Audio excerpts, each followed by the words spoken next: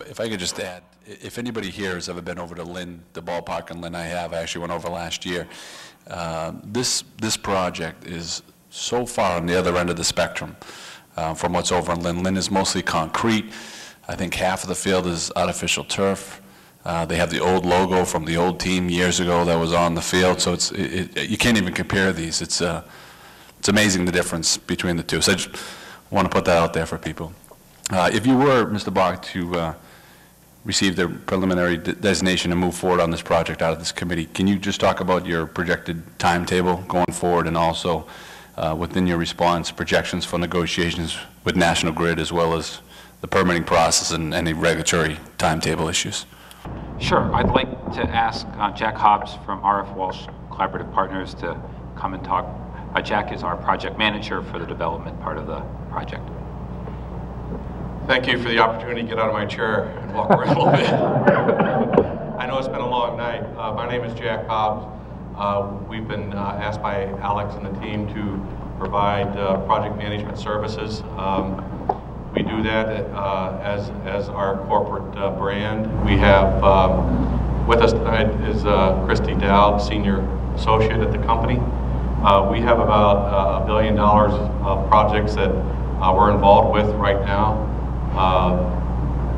The Malden Park is not our biggest, but it is certainly our favorite. We've been involved with this for 5 years and hanging in there with Alex as he's putting these concepts together and pushing them forward.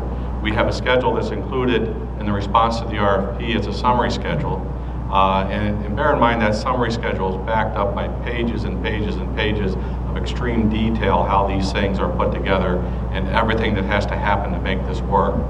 The premise is that yes, we hope to be in construction in a little bit over a year from now, and it will take a little bit over a year to build it. So in the spring of 2014, there'll be all players out there playing games and families having fun. But to get to that point a year from now, there are two very important tracks that we have to be successful. And one is we have to be designated. That's very important, obviously. And then there's a state and local permitting process that's very exhaustive, very detailed, that we'll have to begin to go through.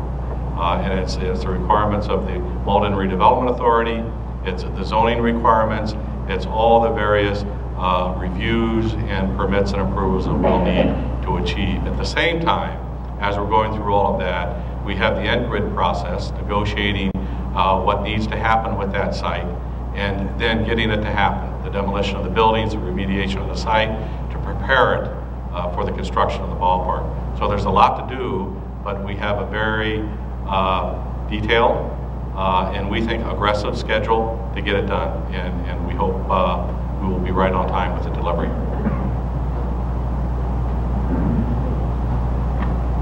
I mean, so I would say folks know when on Tuesday when our materials are put online, there will be both our 70-page response. There is a schedule that's a part of that. There also is the renderings you've seen earlier will be online. There are 12 of them, and there also are the actual detailed architectural sketches. So folks who want to look at stuff can do that. The basic message is we're going to, once we have designation, we can be moving along on permitting.